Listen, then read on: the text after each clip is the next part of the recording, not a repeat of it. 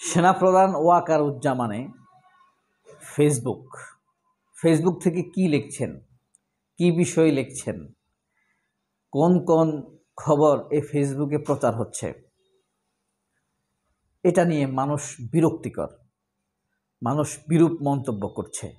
বিরূপ মন্তব্য করার পরে এখন সেনাবাহিনীর আইএসপিআর থেকে একটি বার্তা দেয়া হয়েছে, প্রেস বিজ্ঞপ্তি দেয়া হয়েছে যে সেনাপ্রধান ওয়াকারুজ্জামানের নামে কোনো ফেসবুক নেই, অতীতে ছিল না, ভবিষ্যতেও খোলা হবে না।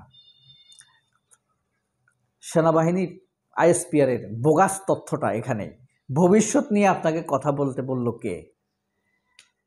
আপনি অতীতের কথা বলেন, বর্তমানের কথা বলেন, ভবিষ্যতের কথা অতিরিক্ত বলে যারা, তারা এক, অতিরিক্ত যারা বলে দুর্বল, দুই, তাদের মধ্যে বাজে দূরভিসন্ধি রয়েছে।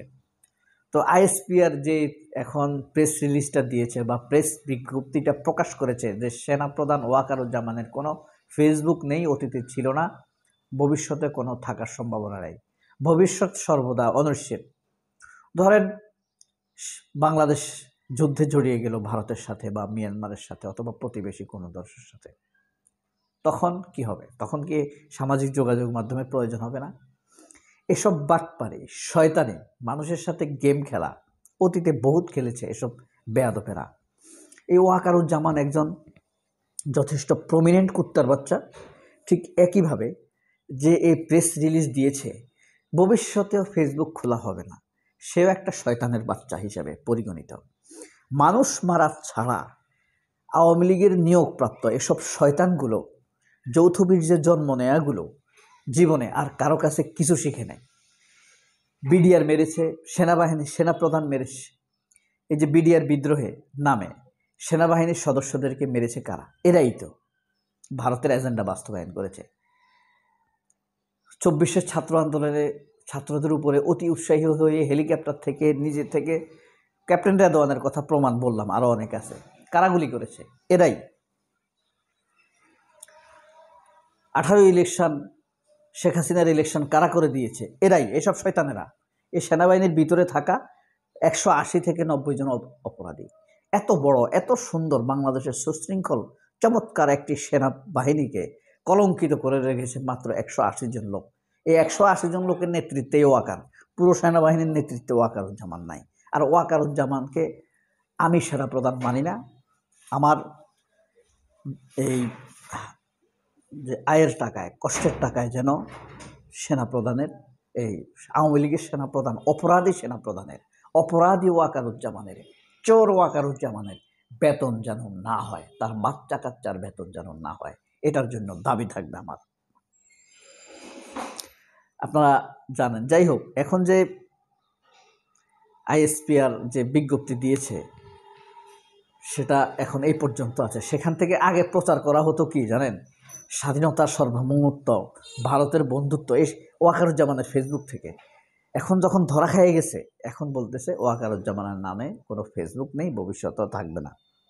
আচ্ছা, এরপর আমেরিকা মানবাধিকার রিপোর্ট বলেছে বাংলাদেশের জুলাই আন্দোলনে, অর্থাৎ শেখ হাসিনার সেনাবাহিনী এবং পুলিশ যে হত্যাযজ্ঞ চালিয়েছে ছাত্রলীগ সহ 1400-র উপরে এখন পর্যন্ত। দেখেন, তখন যারা রিপোর্ট দিয়েছে আইএসপিআর, আমেরিকান মানবাধিকার কমিশন, তখন কিন্তু 800-র কথা পেয়েছে, এখন তারা 1400, আস্তে আস্তে এটা বাড়বে, প্রায় 4000-এ গিয়ে ঠেকবে এই হাসিনার হত্যাকাণ্ড।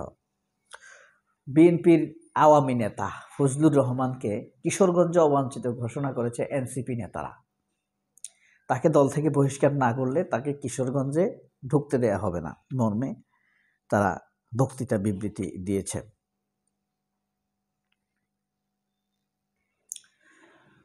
আমাদের দেশ থেকে কোনো আবেদন না গেলেও আমেরিকার প্রখ্যাত শিল্পী, ইহুদি গায়িকা পোপের কাছে অনুরোধ করেছে যেন ফিলিস্তিনিদেরকে রক্ষা করে। পদত্যাগ করবেন আসিফ মাহমুদ, নির্বাচনের আগেই পদত্যাগ করবেন উপদেষ্টা পরিষদ থেকে। এবং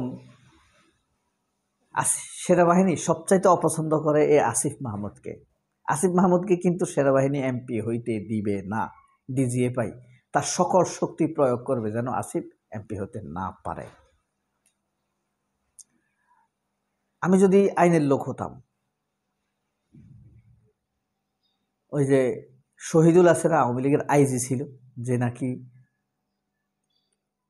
আপনার মতিউর রহমান নিজামী, দেলোয়ার হোসেন সাইদি, শহীদ দেলোয়ার হোসেন সাইদি, সালাউদ্দিন কাদের চৌধুরীকে অন্যায়ভাবে অ্যারেস্ট করেছে,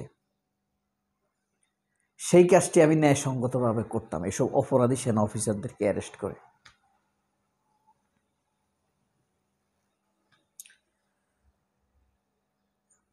তো আসিফ মাহমুদ এমপি ইলেকশন করবে সম্ভবত ঢাকা থেকে। তিনি সাফ জানিয়েছেন তিনি মুরাদনগর থেকে এমপি ইলেকশন করার কোনো সম্ভাবনা নেই। তিনি জাতীয় রাজনীতিতে সম্পৃক্ত থাকতে চান, আঞ্চলিক রাজনীতির সাথে তিনি সম্পৃক্ত হবেন না।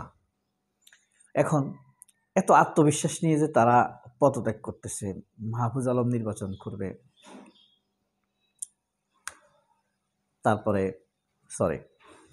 আপনার হাসনাত আবদুল্লাহরা নির্বাচন করবে।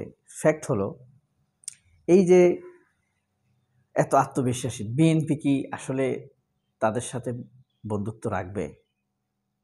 বিএনপি এনসিপিকে কোনোদিন কখনো এক মুঠো ছাড় দিবে না।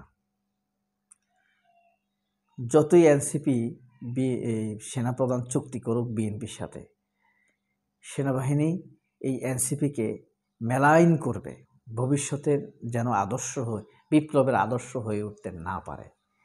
সেনাবাহিনী এই কাল্ট, এই ন্যারেটিভ দাঁড় করাতে চাইবে যেন মানুষ দেখে হাসিনার বিরুদ্ধে যারা আন্দোলন করেছে তাদের পরিণতি ভালো হয়নি।